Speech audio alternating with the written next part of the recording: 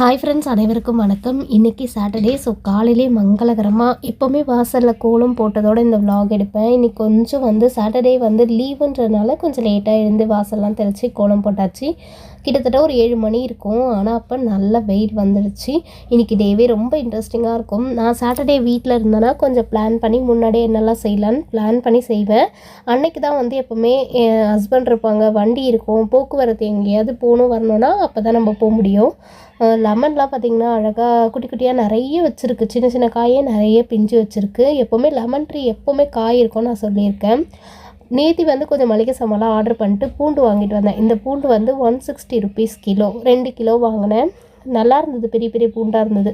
இது நான் போன மாதம் வாங்கினோம், 100 ரூபான்னு சொல்லி அத்தை வாங்கினாங்க. ஆனால் இது ரொம்ப சின்ன சின்ன பூண்டாக இருந்தது. உரிக்கும் போதே ரொம்ப கஷ்டமாக இருந்தது, ரொம்ப குட்டி குட்டியாக. சரி, இதை நம்ம ரசத்துக்கு யூஸ் பண்ணிக்கலான்ட்டு தேங்காய் மண்டியில் 20 ரூபா சொல்லிவிட்டு 3 தேங்காய் வாங்கிட்டு வந்துட்டேன். நான் போனால் மட்டும்தான் கொஞ்சம் என்னென்ன வீட்டுக்கு தேவையோ அதை பொறுமையாக இருந்து வாங்குவேன். அதுவும் நானும் என் தம்பியும் போனோம்னா அவன் வெயிட் பண்ணுவான், ரொம்ப நேரம் வெயிட் பண்ணுவான் நான் ஒரு பொருள் வாங்குற வரைக்கும். நேற்று காலையிலே போய் மளிகை சாமான்லாம் ஆர்டர் பண்ணிவிட்டு வந்துட்டோம். ஆஃப்டர்நூன் எல்லாமே வந்துடுச்சு. ஸோ பூண்டு, இளநீர், தேங்காய் இதெல்லாம் வாங்கிட்டு வந்துட்டேன். எனக்கு என்னென்ன தேவையோ அதை வாங்கிட்டேன். சண்டே காய்கறி மட்டும் வாங்கிக்கலாம் அப்படின்னு சொல்லிட்டு இந்த மாதம் கொஞ்சம் லேட்டாக தான் போய் மளிகை சாமான் எல்லாமே வாங்கியிருக்கேன். 15 தேதி ஆகிடுச்சு. ஏன்னா அவர் ஹஸ்பண்ட் கொஞ்சம் பிஸியாக இருந்தாரா, அவர் வேறு அவைலபிள் இல்லையா. 2 நாளாக அவர் சார் 2 நாளாக ஊருக்கு போகிறேன், நீ வாங்கிக்கோ அப்படி சொன்னதுனால சரி நானும் பிரதரும் போயிட்டு எல்லாத்தையும் வாங்கிட்டு இப்போ காலையிலே இந்த வேலை தான். நேற்று மளிகை சாமான் எல்லாத்தையும் எடுத்து ஸ்டோர் பண்ணி எல்லாத்தையும் எடுத்து வைக்கணும். எனக்கு எது தேவையோ அதை மட்டும் நான் கொட்டி வச்சுக்குவேன். மற்ற எல்லாத்தையும் எடுத்து இந்த மாதிரி பாக்ஸில் எல்லாத்துலேயும் போட்டு எடுத்து வச்சிட்டோம்னா இந்த இடம் கிளியர் ஆகிடும். ஏன்னா எறும்பு எந்த பொருள் வச்சாலும் எறும்பு வந்துடுது. வெல்லம், முந்திரி அதெல்லாம் இருந்தாலே எறும்பு நிறைய வந்துடுது. அதுக்காக தான் நான் என்ன பண்ணேன், எல்லாத்தையும் எடுத்து வச்சிடலாம் சொல்லிட்டு இந்த சோப்பு, விம்பார், லிக்விட் எல்லாம் தனியாக ஒரு பக்கெட்டில் போட்டு வச்சுருவேன். அதேமாதிரி ஆயிலெலாம் இருக்குல்ல, அது தனியாக வச்சுருவேன். நம்ம சமைக்கும் போது கண்டிப்பாக ஆயில் மற்ற பொருளில் லீக் ஆகிடும். நம்ம சமைக்கும் போது டக்குன்னு எடுப்போம், கொள்வோம்.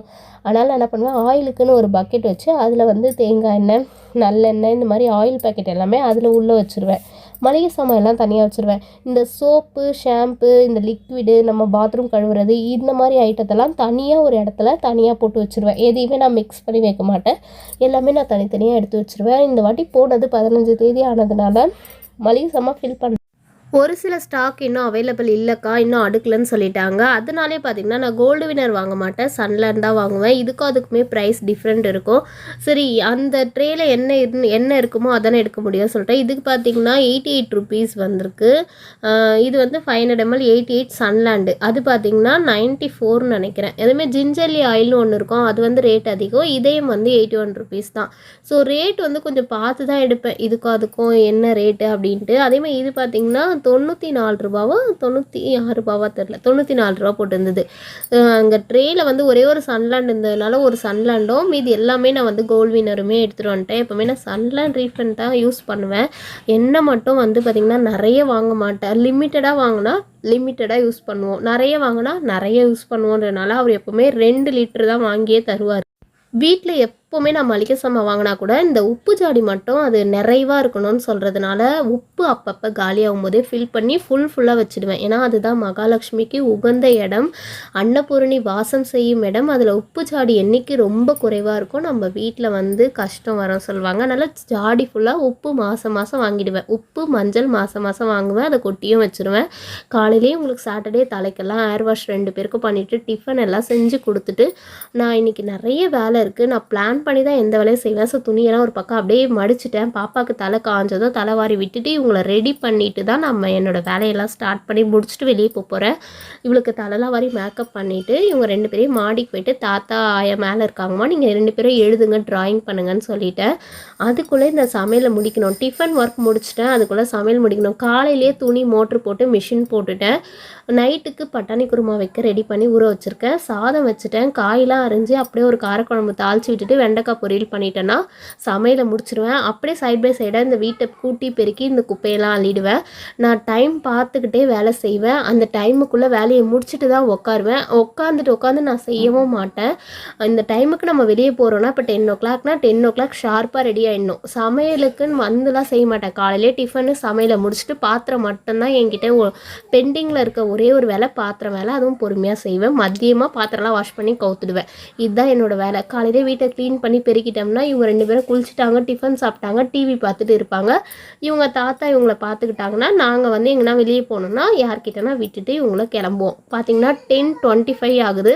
சமையலையும் முடிக்க போகிறேன். வீட்டெல்லாம் பெருக்கி இந்த குப்பையெல்லாம் அழுந்தல அதை எடுத்துகிட்டு போய் கொண்டு போய் வெளியே வந்து எப்போவுமே நான் வந்து குப்பை சேர்த்து வைக்க மாட்டேன். அதாவது அன்னன்னைக்கு டே என்ன பண்ணுவேனோ அந்த குப்பையெல்லாம் எடுத்துகிட்டு போய் நம்ம கொளுத்திடுவோம். இங்கெல்லாம் குப்பை வண்டிலாம் வராது நம்ம ஏரியாவில். நம்ம வீட்டு குப்பையெல்லாம் நம்மளே போட்டு ஒரு இடத்துல எரிச்சிடுவாங்க. அதே மாதிரி கையோடு என்ன பண்ணுவேன், வீடு பெருக்கிறதுக்கு முன்னாடி இந்த ஃப்ரிட்ஜில் இருக்கிற டஸ்ட்டெல்லாம் க்ளீன் பண்ணி அப்பப்போ கையோடு தொடச்சி விட்ருவேன்.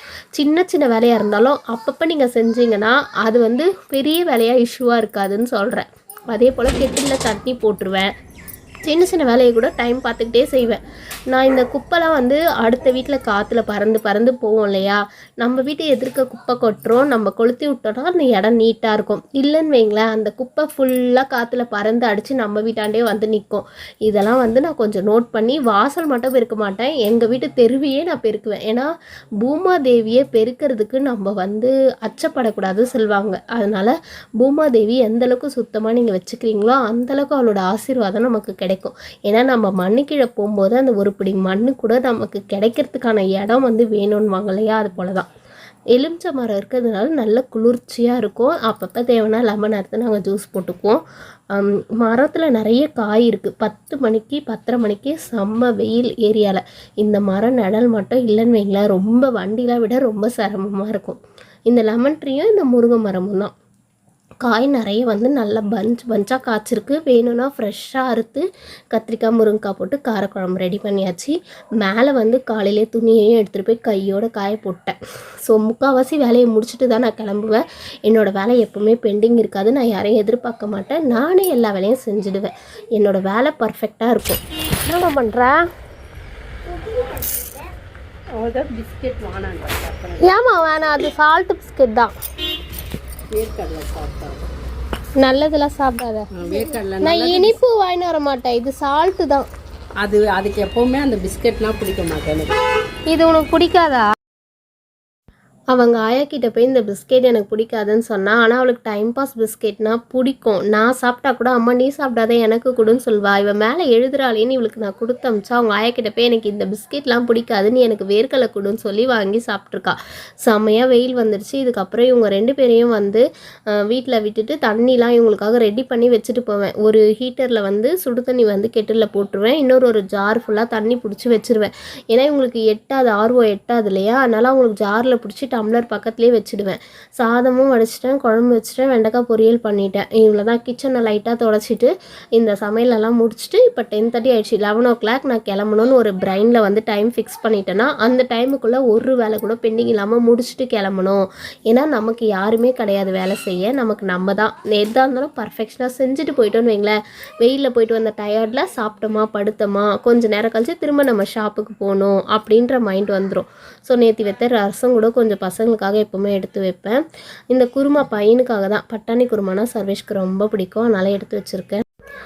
நான் வந்து எப்போவுமே வந்து ஒரு வேலையும் பார்த்து செஞ்சு இப்போ ஃப்ரூட்ஸ் எதனா கேட்பாங்களேன்னு இதை எடுத்து கழுவி அதாவது உரித்து வச்சுருக்கேன். வேணும்னா சாப்பிட்டோம் அப்படின்னு சொல்லிட்டு தண்ணியெல்லாம் ரெடி பண்ணி வச்சுட்டு எல்லா வேலையுமே பர்ஃபெக்ஷனாக முடிச்சுட்டு கிளம்புவேன். ஸோ பெட்டெல்லாம் தட்டி தலைக்கணையெல்லாம் எடுத்து உரமாக வச்சாச்சு.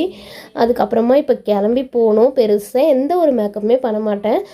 இந்த வெயிலுக்கு வந்து தலைலாம் வாரி போட்டாலாம் கசகசன்னு இருக்குன்றதுனால தூக்கி ஒரு கொண்டையை போட்டோமா, நம்ம வந்து சன்ஸ்க்ரீன் மட்டும்தான் போடுவேன். ஏன்னா ரொம்ப ஃபேஸ்லாம் வெளியே போனாலே எரியுது சொல்லிட்டு சும்மா ஒரு க்ரீம் மாதிரி லைட்டாக போட்டு ஒரு பொட்டு வச்சு குங்குமம் விபூதி இதை மட்டும்தான் நான் யூஸ் பண்ணுவேனே. வேறு எந்த ஒரு காஸ்மெட்டிக்குமே என்கிட்ட இல்லை. கண்ணுக்கு ஒரே ஒரு காஜல் மட்டும்தான் நான் யூஸ் பண்ணுவேனே. ஏன்னா எவ்வளோ விஷயம் வந்து டே பை டே லேர்ன் பண்ணுறோம். நம்ம இவ்வளோ கெமிக்கலாக இவ்வளோ ப்ராடக்டாக இதை யூஸ் பண்ணுமா, இதை நம்ம ஸ்கின்ல நமக்கே தெரியாமல் எவ்வளோ ஹோல்ஸ் இருக்குது தெரியுங்களா.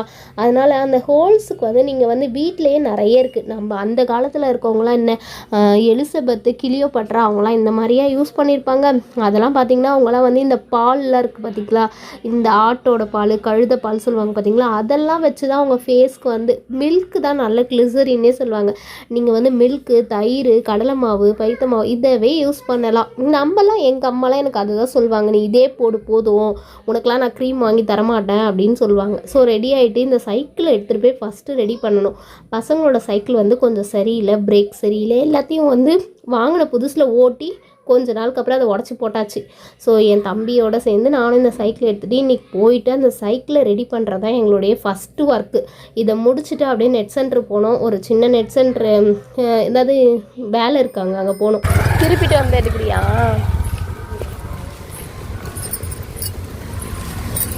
யார் ஓட்ட போகிறாங்க அந்த குழந்தை உட்காந்துருந்தா எல்லாம் பேலன்ஸு எல்லாம் கரெக்டாக பார்த்துட்டு இருக்கோம்ல. அதுங்க கிளாஸ்க்கு போதுங்க, கூட்டின்னு வர முடியாதுன்ட்டு கூட்டின்னு வரல. நான் பண்ணிட்டேன். உட்காந்தோம்னா உங்களுக்கு நீங்கள் சொன்னதெல்லாம் கரெக்டாக தெரிஞ்சுக்கணும். எல்லாத்தையும் பண்ணிட்டேன்.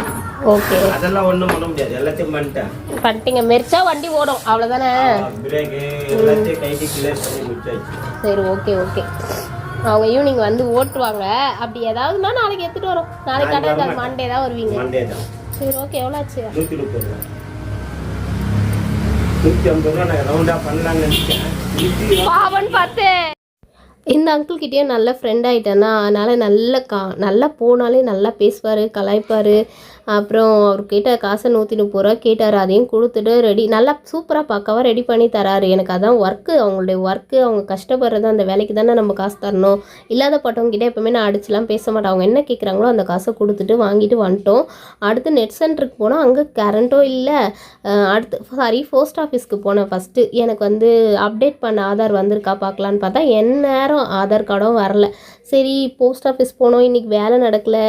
அதாவது என்னோடய ஒரே நாளில் லிஸ்ட் அவுட் பண்ணி எழுதிப்பேன், இந்த வேலை நமக்கு பெண்டிங்காக இருக்குது, இன்றைக்கே இந்த வேலையெல்லாம் முடியுமா முடியாதான்னு தெரியாது, ஆனால் நம்ம போய் ட்ரை பண்ணலாம் சொல்லிட்டு. இப்போ வண்டியும் வேணும், வண்டி ஓட்ட ஆளும் வேணும். அப்போ இன்றைக்கி தம்பி இருக்கான், வண்டி இருக்குது. அதனால் என்ன பண்ணலாம், நம்ம போய் இந்த ஒர்க்கெல்லாம் முடிச்சுட்டு வந்துடலாம். ஏன்னா நான் போனால் மட்டும்தான் அந்த ஒர்க்கு பர்ஃபெக்ஷனாக முடிப்பேன். யாரையாவது நம்பி ஒரு வேலை கொடுத்தோன்னு வைங்களேன், அது சொதப்பலாம் முடியும். எதுக்கு எல்லா இடத்துக்கும் நான் போகிறேன்னு பார்த்தீங்கன்னா, நான் போனேன்னா எனக்கு ஒரு மன திருப்தியாக இருக்கும். இப்போ சைக்கிள் ரிப்பேர் பண்ண என் தம்பி அனுப்புனா சைக்கிள் பின்னாடி பிடிச்சின்னு போக ஒரு ஆள் வேணும் இல்லையா. இதுதான் நம்ம ஸ்கூல் காக்கா பள்ளிக்கூடம் சொல்லுவோம்ல, கிட்ஸுக்கான ஸ்கூல் இங்கே இருக்கும். ஆப்போசிட்ஸில் பார்த்திங்கன்னா இந்த பெரிய பள்ளிக்கூடம், இது 6th-லேருந்து 10th வரைக்கும் இங்கே இருக்குது. இந்த மாதிரி காக்கா பள்ளிக்கூடத்தில் தான் நம்ம படித்தோம். அந்த நினைவுகள், அந்த ஞாபகங்கள்லாம் இந்த ஸ்கூல் பக்கம் வரும்போது போகும்போதுலாம் நானும் என் ஹஸ்பண்டோ பேசிப்போம். என் தம்பியும் நானும் இப்போ பேசினே வரோம், இங்கே தாண்டா படித்தோம், நீலாம் வந்து கேட்டே சாத்த மாட்டாங்க, வெளியெல்லாம் வந்துருவலடா அப்படிலாம் சொல்லி ஆஃப் டே ஸ்கூல் லீவ் போட்டு இவெல்லாம் வந்துடுவான். நான்லாம் லீவே போட மாட்டேன். ஏன்னா எங்கள் ஸ்கூலில் வெளியவே பிடி மிஸ் நிற்பாங்களா. அந்த நினைவுகளெல்லாம் நம்ம அப்படியே ஷேர் பண்ணிகிட்டே வந்தோம். அப்படியே போய்ட்டு நெட் சென்டர் போனால் நேரம் பார்த்தா இன்டர்நெட் சர்வர் டவுனுன்னு இருந்தது. சரி, என்னடா இது இன்றைக்கி இந்த வேலையும் முடியலையே அப்படின்னு சொல்லிட்டு அங்கே போயிட்டு அங்கே டீட்டெயில்ஸ்லாம் விசாரிச்சுட்டு அவங்க என்ன சொன்னாங்க, நீங்கள் கால் பண்ணி என்கிட்ட டீட்டெயில்ஸ் வாங்கிக்கோங்க, நீங்கள் வராதிங்க வெயில்ல அப்படின்னாங்க. சரின்ட்டு இங்கே போய் இந்த ஒர்க்கு சம்மந்தமான விஷயத்தை பற்றி பேசி முடிச்சுட்டு அப்படியே அங்கேருந்து கிளம்பணும். ஐஸ்கிரீம்லாம் நம்ம பார்க்கலாம், ஆனால் வாங்கி சாப்பிடக்கூடாது. என் தம்பி சொன்னான் ஐஸ்கிரீம் வாங்கலான்னு. வேணாம் இதெல்லாம் சாப்பிடக்கூடாது, இது எல்லாமே வந்து கெமிக்கல் அப்படின்னு சொல்லி அவனை கூட்டிகிட்டு வந்துட்டேன். வீட்டுக்கு போயிட்டு ஃப்ரெஷ்ஷாக ஒரு லெமன் அறுக்கிறோம், 2 பேரும் ஜூஸ் போட்டு குடிக்கலாம்டா, அதுதான் ஹெல்தி நம்ம உடம்புக்கு. நம்ம வீட்லேயே பழம் நிறைய இருக்குது, நீ ஏன்டா வெளியே போய் ஜூஸ் வாங்கணும்னு நினைக்கிறேன் அப்படின்னு சொல்லி அவனை பேசி சமாதானம் பண்ணி கூட்டிகிட்டு வந்துட்டேன். இப்படி ஒரு அக்காவான்னு நினைக்காதீங்க, எல்லா பொருளுமே நம்ம கெமிக்கல்ஸ் இருக்குது, கலப்படம் பண்ணுறாங்க. அது எப்போ தயாரிச்சான்னு யாருக்கு தெரியும். வேணாடா வாடான்னு சொல்லி அவனை கூட்டிகிட்டு வீட்டுக்கு வந்துட்டேன். என் பையனுக்கு மதியம் வந்ததுமே பசிக்குதுன்னு சாப்பாடெலாம் போட்டேன். சாருக்கு வந்து வெண்டைக்காய் பொரியல் இறங்காது, அவருக்காகவே இந்த வத்தல் சூப்பர் மார்க்கெட்டில் எப்போவுமே வாங்கி வச்சுப்பேன். ஜவ்வரிசி வத்தல் தான் இது. அதாவது அரிசி மாவு ஜவ்வரிசிலாம் கலந்தது, பார்க்க கண்ணாடி மாதிரி இருக்கும், மெல்லிஸாக இருக்கும். நீங்கள் பொரிச்சோமா சூப்பராக இருக்கும். எண்ணெயில் பொரித்து பசங்களுக்கு கொடுத்தா ரொம்ப லைக் பண்ணுவாங்க. ஸோ இவங்க 2 பேருக்குமே இந்த வத்தலை பொரித்து சாதம் காரக்குழம்பு கொடுத்தாச்சு. ஆஃப்டர்நூன் இந்த லஞ்ச் எல்லாம் வந்து அவங்களுக்கும் கொடுத்துட்டு நாங்களும் சாப்பிட்டு வந்த டயர்டுக்கு கொஞ்ச நேரம் அப்படியே படுத்தாதான் 4 மணிக்கு வந்து திரும்ப நம்ம ஷாப்புக்கு நான் கிளம்புறதுக்கு என் டியூட்டியை நான் பார்க்கணும் இல்லையா. ஸோ இந்த சாட்டர்டே வந்து ஃபுல்லாக எப்படி போச்சுன்னு பார்த்தீங்கல்ல, எப்போவுமே நான் ஃப்ரீயாகவே இருக்க மாட்டேன், ரொம்ப பிஸியாகவே இருப்பேன், எனக்கு நேரமே இல்லை, அதுதான் உண்மை. நேரம் இருக்கிற நேரத்தை எப்படிலாம் யூஸ் பண்ணிக்கலான்ட்டு நினைப்பேன். ஈவினிங் வந்ததுமே கரெக்டாக பட்டாணி குருமா வைக்கலையான்னு என் பையன் கேட்பான். ஸோ உள்ளே நுழைஞ்சதுமே நேராக கிச்சனுக்கு போயிட்டு குக்கரில் வந்து பட்டாணியெல்லாம் வேக போட்டு ஒரு பக்கம் இட்லி ஊற்றிட்டோம்னா இட்லி வேகிறதுக்குள்ளே நான் குருமா ரெடி பண்ணிவிடுவேன். ஸோ இந்த விளாக் கண்டிப்பாக உங்களுக்கு இன்ட்ரெஸ்டிங்காக இருந்திருக்கும்னு நினைக்கிறேன். ஒரு உமனாக இருக்கிறது ரொம்ப ஈஸியான விஷயம் இல்லை, ஒரு அம்மாவாக இருக்கிறது அதை விட ரொம்ப கஷ்டமான விஷயம். அதை விட ஒரு ஒர்க்கிங் உமனாக இருக்கிறது மிக மிக கஷ்டமான விஷயங்க. பாப்பாக்காக நலங்கு மாவு வந்து நான் போன விளாகில் காய வச்சதெல்லாம் உங்ககிட்ட காமிச்சிருக்கேன். அதை இப்போ தான் அரைக்க டைம் இருக்கான்னு கேட்காதீங்க. எங்கேயுமே மிஷினில் நலங்கு மாவு அரைக்கிற மிஷின் இங்கே எங்கேயுமே இல்லை, பிளேடு உடஞ்சிரும் சொல்கிறாங்க. ஒரு இடத்துல போயிட்டு மிஷினை கண்டுபிடிச்சி 150 ரூபா கொடுத்து இந்த நலங்கு மாவு அரைச்சிட்டு வந்திருக்கோம். இது வந்து டீட்டெயிலாக உங்களுக்கு நெக்ஸ்ட் விளாகில் நான் சொல்கிறேன். ஓகே, பாய். யாராச்சும் ஃபஸ்ட் டைம் நம்ம சேனலை பார்த்தா கண்டிப்பாக சப்ஸ்கிரைப் பண்ணிக்கோங்க. நெக்ஸ்ட் ஒரு நல்ல வீடியோவில் மீட் பண்ணுறேன். அது வரைக்கும் பாய் ஃப்ரெண்ட்ஸ், தேங்க்யூ.